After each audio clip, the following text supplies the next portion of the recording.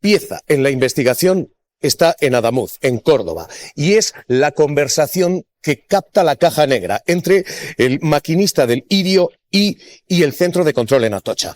Vamos a escucharlo, porque son dos conversaciones. La primera, cuando acaba de producirse ese vuelco y el maquinista de Irio llama al centro de Atocha, así. Es un 89, ¿a qué hora salime? Hola, Atocha, mira, acabo de sufrir un enganchón a la altura de Adamuz. Ah, ya te veo. Pues sí, Venga, de acuerdo. Déjame un teléfono, anda. Apunte, por favor. Y por aquí que bajéis pantógrafos. Más abajo no pueden estar. O sea, que ya lo he bajado. Pues sí, está todo bajadísimo. Venga, de acuerdo. De hecho, tengo el tren bloqueado, o sea, ahora mismo. O sea, que no te pueden mover, ¿no? No, voy a necesitar reconocer. No sabes, voy a reconocer, sí. Espera. Sí.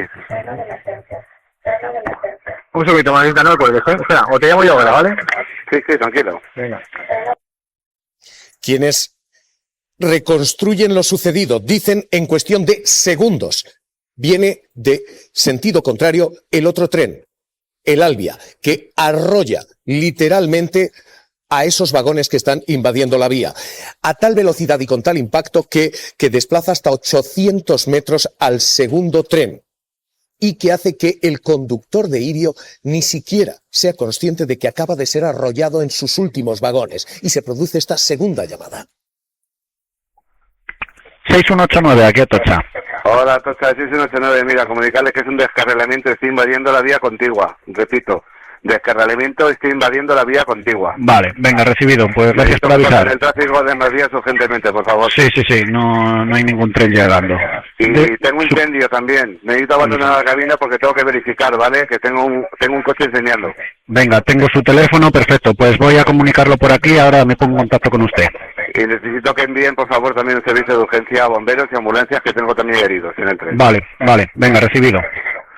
Tienen mi teléfono, ¿vale? Lo tengo, sí. Abandono la cabina, lo informo, ¿vale? Vale, venga, perfecto. Hasta ahora. Ministro Óscar Puente, ¿cómo reconstruyen ustedes esto? Esto es más rápido de lo que inicialmente se dijo. Vamos a ver. Lo primero, lamento la confusión que generan este tipo de filtraciones y que enseguida se analizan pues por gente que no tiene el conocimiento suficiente de lo que ha sucedido, ni siquiera ha visitado el lugar de los hechos y que inducen a interpretaciones que no tienen nada que ver con la realidad.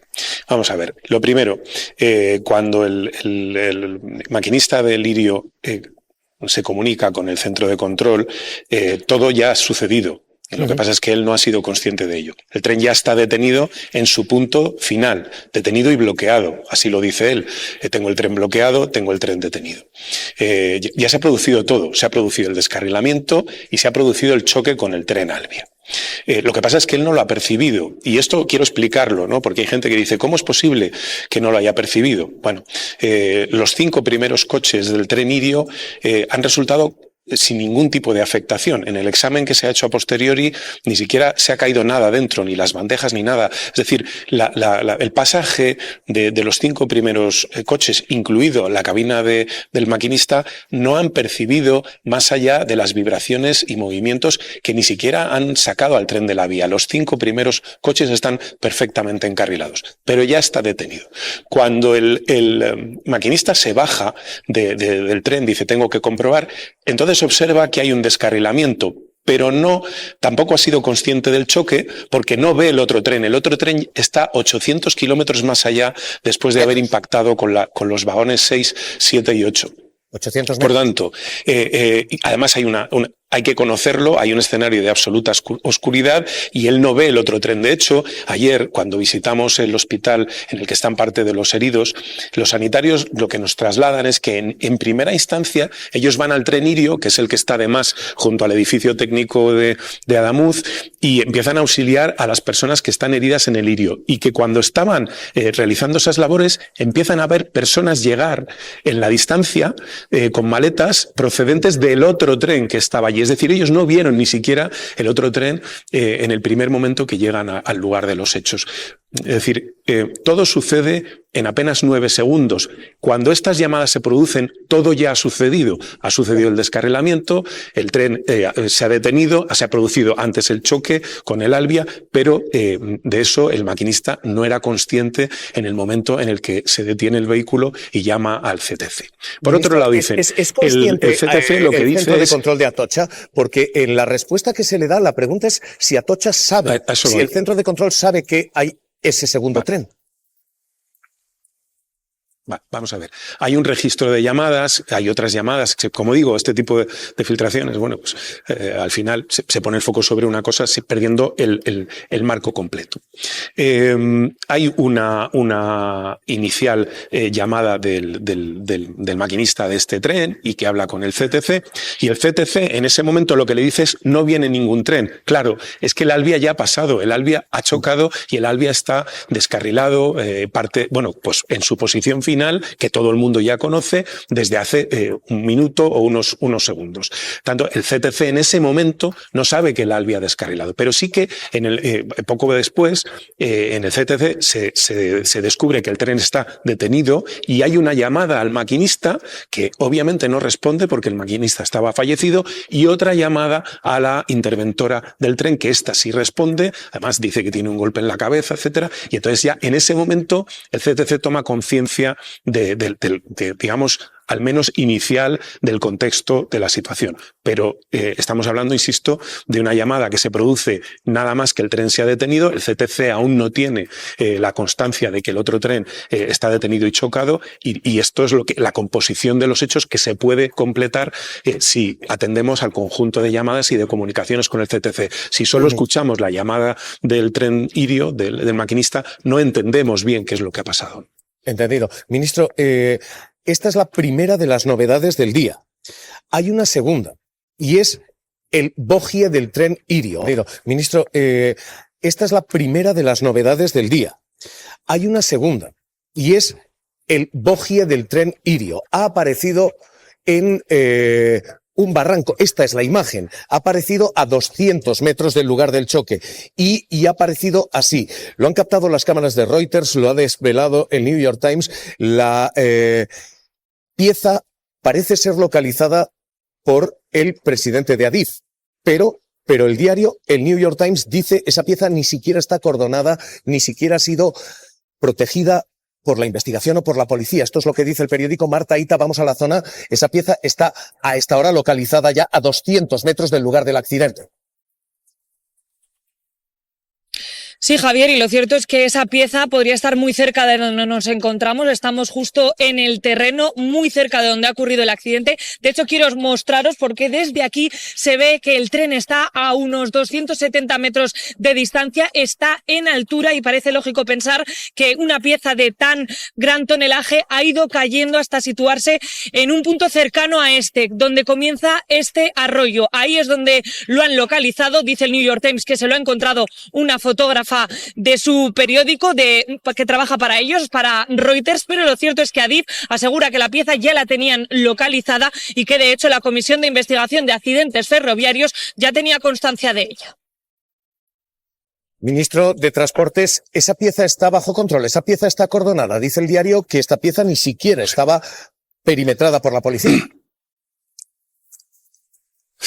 Vamos a ver, mire, de verdad, una investigación de estas características no es un partido de fútbol, no se puede radiar minuto a minuto desde la cabina del comentarista, porque de verdad es que llegamos a extremos que son verdaderamente esperpénticos. Vamos a ver, la pieza se localiza, estaba yo en el momento que se localiza, en lugar de los hechos, se localiza el lunes por la mañana. No recuerdo exactamente la hora, yo llegué sobre las, 8 y pico, 9 al lugar de los hechos. Allí estaba además el presidente Moreno Bonilla, estábamos varias personas. Le cuento cómo se localiza, porque lo que se sabe en ese momento es que el bogie delantero, los bogies delanteros del coche 8 de Irio han desaparecido, no se encuentran, y entonces en ese momento se le pide por parte de Adif a la policía que nos deje, a la Guardia Civil, que deje emplear un dron para intentar localizar, a ver si localizamos en el entorno o si está debajo de alguno de los, que era una de las hipótesis, de alguno de los trenes del propio Albia, los bogies.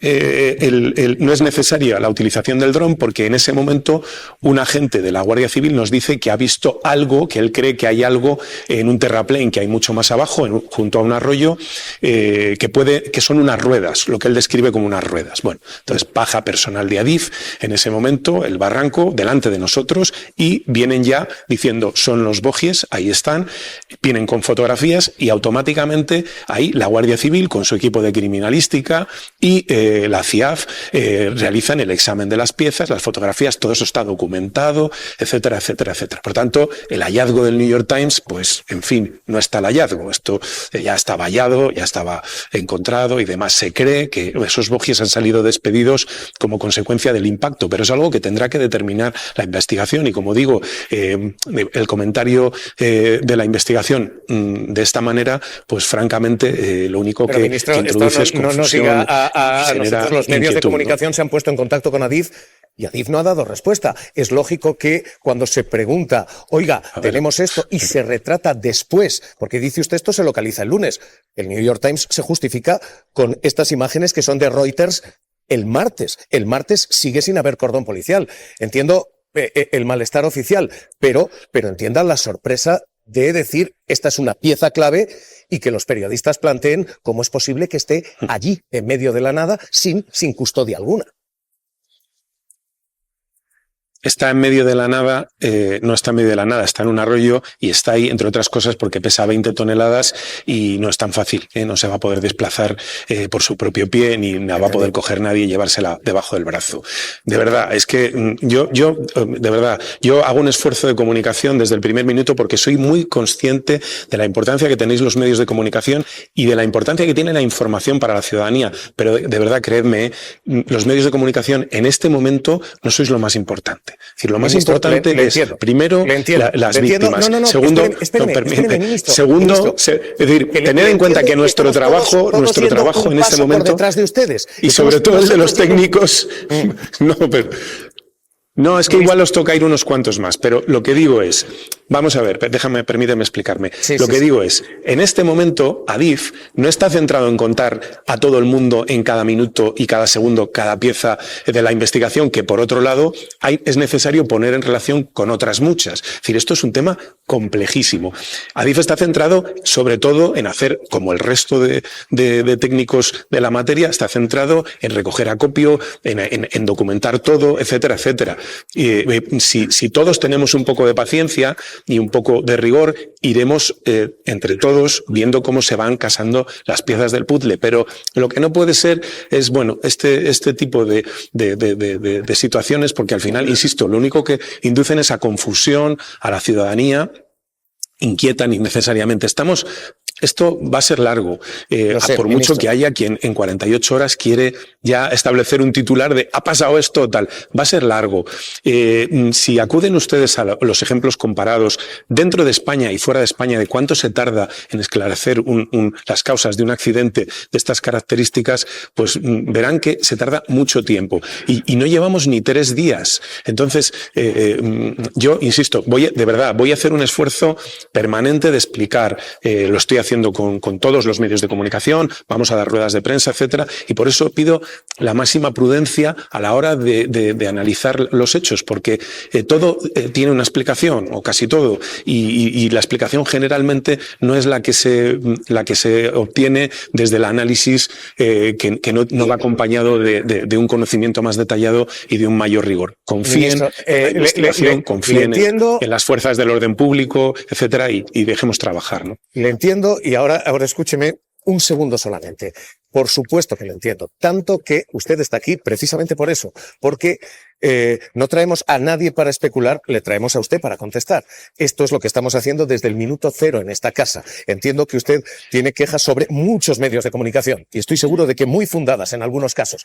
En esta casa, en este espacio, hemos sido extraordinariamente prudentes y le estamos trasladando a usted las preguntas y usted me tiene que entender. Nosotros tenemos muchas dudas, la ciudadanía tiene todavía más y por eso le trasladamos estas cuestiones, señor Puente. Clave. Me habla usted de la investigación. Permítame preguntarle por ella. ¿Tienen ustedes una hipótesis central? ¿Tienen algo de qué ha pasado? Todavía es demasiado pronto. Vamos a ver.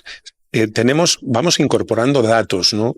Uno de los datos que se ha incorporado y que también ya está en los medios de comunicación y ha servido para interpretaciones que todavía no se pueden hacer con un mínimo de rigor, es que se ha descubierto en los bogies del tren Irio, en sus coches delanteros, una muesca de 1 milímetro de espesor y una cierta anchura de varios centímetros en los bogies que se repite en todos ellos, ¿no? En los bogies delanteros. Y eso nos puede llevar a pensar que hay algo que todavía no podemos determinar que ha ido causando eso en los bogies delanteros y que puede haber sido, digamos, o es el origen de la causa del descarrilamiento.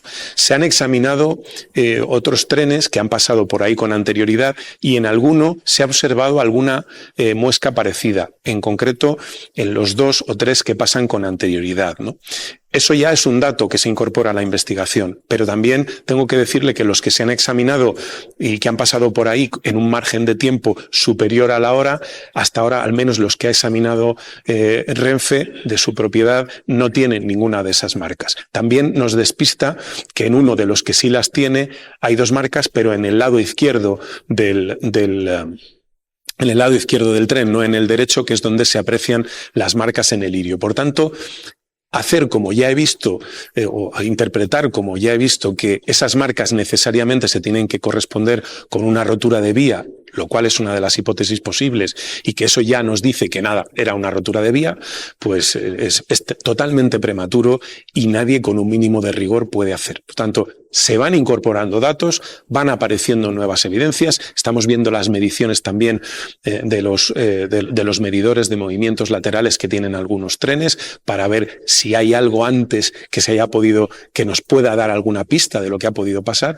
y en eso seguimos avanzando, ¿no? Eso es lo que va avanzando la investigación, al menos por nuestra parte, ¿no? No sabemos lo que la CIAF está haciendo, no sabemos lo que la Guardia Civil está haciendo, pero bueno, vamos incorporando nuevas herramientas para que la gente que tiene conocimientos técnicos y científicos pueda finalmente llegar a una conclusión. Ministro, sé que tiene que marchar, no quiero abusar de su generosidad hoy. Déjeme que le haga 3 preguntas muy rápidas. La primera, víctimas. ¿El balance sigue estando en 42 fallecidos? No sé cuál es el último, si ha variado desde la última vez, 42, creo que es el que... eso, permítame, que yo siempre no trato de escurrir el bulto, pero es que está en manos del Tribunal Superior de Justicia y son ellos los que informan, teniendo en cuenta que se ha decretado gran emergencia, el Tribunal Superior de Justicia de Andalucía asume las competencias en esta materia y son ellos los que proporcionan los datos. Yo no tengo ninguna información adicional. Segunda clave, límites de velocidad. Si le digo que estamos, seguros, parece que estamos ya seguros en que no queda nadie ya en el Irio. No hemos encontrado de momento en los restos del Albia que estamos extrayendo ninguna otra persona y bueno, cada vez quedan menos restos, por tanto las posibilidades de que aparezcan más personas ya se van reduciendo mucho y creo que el número de desaparecidos y el de fallecidos creo que difiere en una persona, por tanto la cifra final, si no es esa, está muy próxima, ¿no? Segunda clave, límites de velocidad. Adif marcaba anoche límites de velocidad en algunos tramos entre Madrid y Barcelona. Esta mañana se han vuelto a instaurar. Requiere una explicación un poquito detallada, ¿no? Para que la ciudadanía entienda por qué se produce esto, ¿no? Nosotros, desde Adif, Adif tiene unos mecanismos de detección de deficiencias en la vía que tienen que ver en su inmensa mayoría con el confort, algunas otras con la seguridad, y unos mecanismos de actuación y de respuesta una vez se detectan esas deficiencias. Hay mecanismos puramente técnicos, que son las auscultaciones de vía, que se hacen con aparatos, etcétera. Hay mecanismos técnicos que son las inspecciones a la vista, que hace también el propio personal técnico, y también nos guiamos de las incidencias o los reportes que nos mandan los maquinistas y que dicen, oye, hemos observado esto, hemos observado un movimiento que no nos gusta, y nosotros recibimos todo eso, Adif recibe todo eso y actúa y tiene unos niveles de actuación en función del grado de la incidencia, ¿no?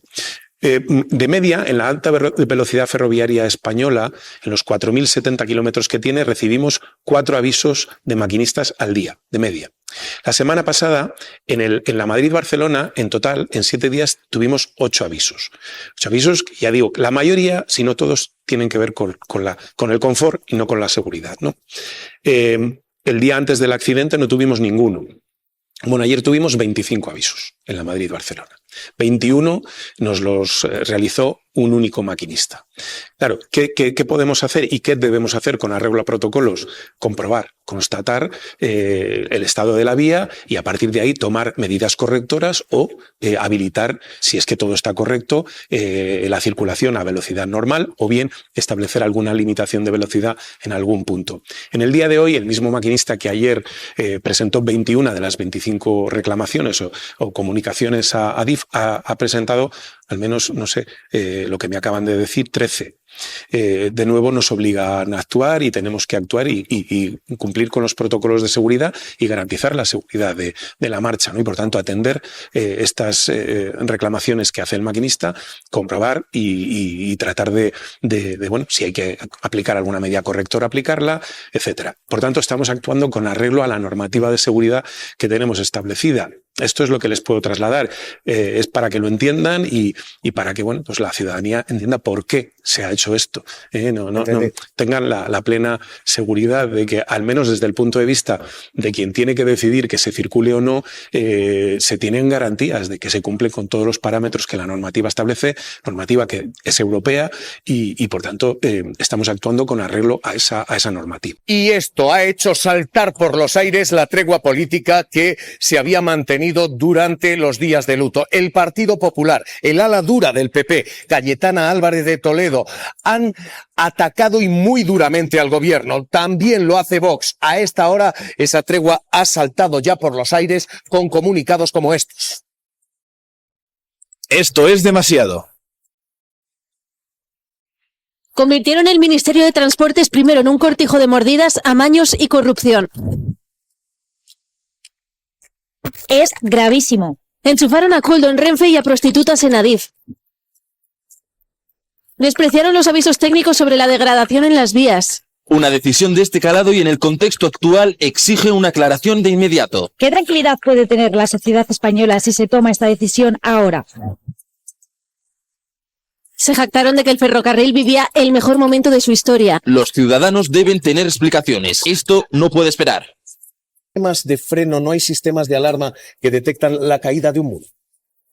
Entiendo que sí. Lo que pasa es que, según he entendido yo, que tengo las noticias que tenemos todos, eso ha debido ser justo antes o justo al paso del tren.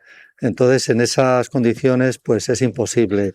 También decir que efectivamente es algo que hay que controlar, pero yo recuerdo que hace unas semanas en Alemania hubo un incidente similar, que fue una carretera donde había un talud precisamente por las lluvias. Cuando se producen las lluvias hay un suelo que está saturado, que quiere decir que todos los poros están saturados de agua, pesa mucho más, la resistencia del suelo es menor, entonces se pueden producir deslizamientos. Estos deslizamientos no hay muro que lo aguante. Entonces, el muro ha caído y yo entiendo que ha debido de ser justo antes sin capacidad de reacción por parte de los maquinistas. Son 2 descarrilamientos en rodalías, en cercanías en Cataluña. ¿Hay que preocuparse? Pues yo no lo sé, es decir, me parece también un poco curioso, un poco extraño que surjan también precisamente en este momento, los 2 al mismo tiempo. Sabemos que hay incidencias, pero que hay estos 2 descarrilamientos, pues a mí también me extraña. Yo creo que hay que investigar. No sé por qué se ha producido el segundo descarrilamiento, entonces tampoco me atrevo a dar una opinión por el segundo. Por el primero, pues también sé lo que se ha publicado, pero sí, son cosas que hay que monitorizar y que hay que tener en cuenta. No solamente el estado de la vía en sí, la catenaria, sino esos taludes, esos muros que, como estamos viendo, pues pueden ser determinantes para la seguridad. Tenemos hoy esto como noticia de última hora y como primer punto de preocupación. Además del accidente de Adamuz, esto está provocando, para empezar, un incendio político que ya ha comenzado a arder con el Partido Popular y con Vox, pero que está salpicando hasta ahora también a los socios del gobierno. Junts per Catalunya, María Escolar, acaba de pedir la comparecencia urgente del ministro Puente. Sí, pide la comparecencia urgente del ministro de Transportes, pero también de la consejera de Territorio, Vivienda y Transición Ecológica, Silvia Paneque, en el Parlamento. Los de Puigdemont quieren que ambos dirigentes expliquen la mala gestión, dicen, de la crisis ferroviaria y también el colapso de las infraestructuras en Cataluña. Hoy esta es la primera de las claves, hoy Adamuz es la segunda. Respuestas del ministro Óscar Puente. Ministro de Transportes, ¿qué tal? ¿Cómo está? Muy bienvenido. Muchas gracias, Javier. Ministro, déjeme empezar primero por aquí. ¿Qué ha fallado en Cataluña? Tenemos 2 descarrilamientos. ¿No ha habido un sistema de freno, un sistema de alerta previo que permita evitar esta situación? Bueno, tenéis ahí un ingeniero, no recuerdo su nombre, la verdad es que lo ha explicado magníficamente, ¿no? Voy a añadir algún elemento, ¿no? El muro cae parcialmente sobre la cabina, es decir, no es que el tren choque contra el muro o que el muro estuviera en la vía y llegara al tren, sino que cae parcialmente sobre la cabina. Es decir, estamos hablando de un choque que al mismo tiempo es un aplastamiento. Tanto la posibilidad del maquinista y del sistema de anticiparse a eso es nula. Estamos hablando de una desgracia que tiene que ver con las condiciones meteorológicas que en este momento está atravesando Cataluña y que tiene que ver con lo que ha descrito el ingeniero.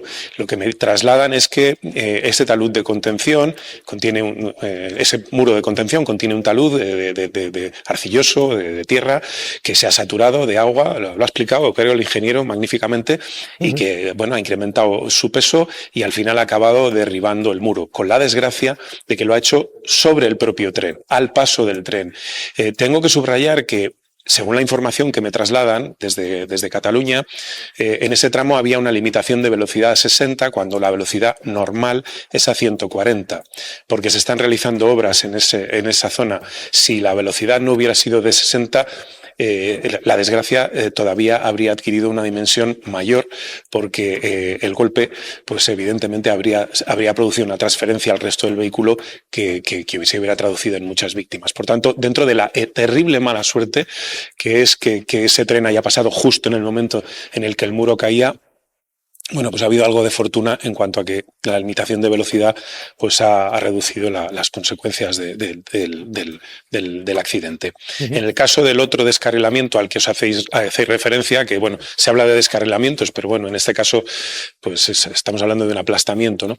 En el caso del otro descarrilamiento hablamos de una roca de grandes dimensiones que cae sobre la vía también al paso del otro tren y que tiene que ver pues con la situación meteorológica que en ese momento había, las fuertes lluvias, en este caso en Girona, que son las que han producido el desprendimiento de esta roca.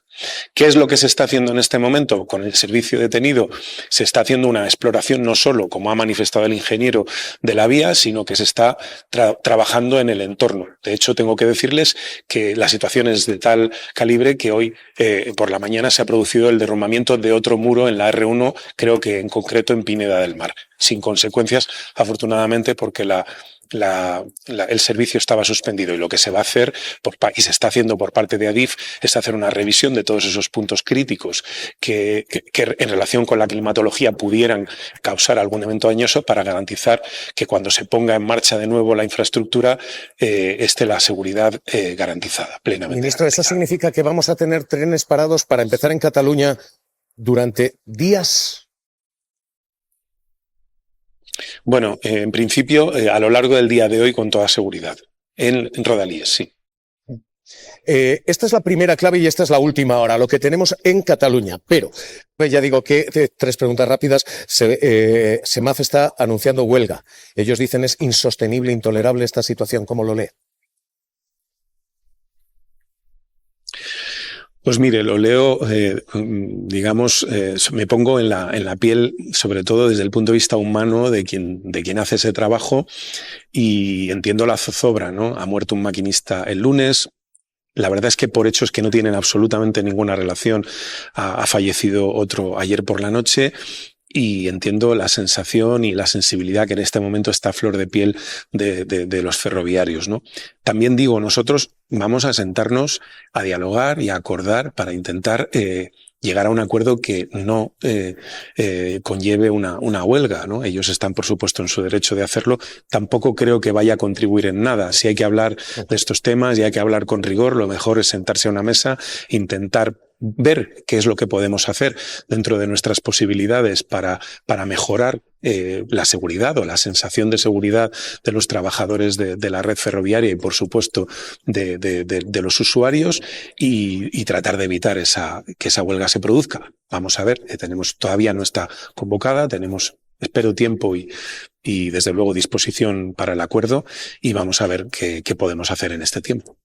Ministro, doblemente hoy que esté aquí con nosotros y que responda. Yo entiendo que las preguntas incomodan, pero de verdad le agradezco las respuestas. Ministro, cuídese, le mando un abrazo muy fuerte. No me incomodan las preguntas, de verdad, al revés, todas las preguntas en este momento son oportunas y tampoco tengo ninguna queja ni de este medio ni de ningún medio en general. Es decir, yo creo que, bueno, esto es la vida que vivimos, es la realidad que tenemos. Ante unos hechos muy graves es normal que todo el mundo quiere opinar, quiere contar, etcétera. Yo lo que sí que trato es de introducir la máxima claridad posible, sobre todo porque creo que en este tipo de circunstancias la pedagogía, sobre todo con la ciudadanía, es fundamental. Esencial, desde luego que sí. Ministro, cuídese, le mando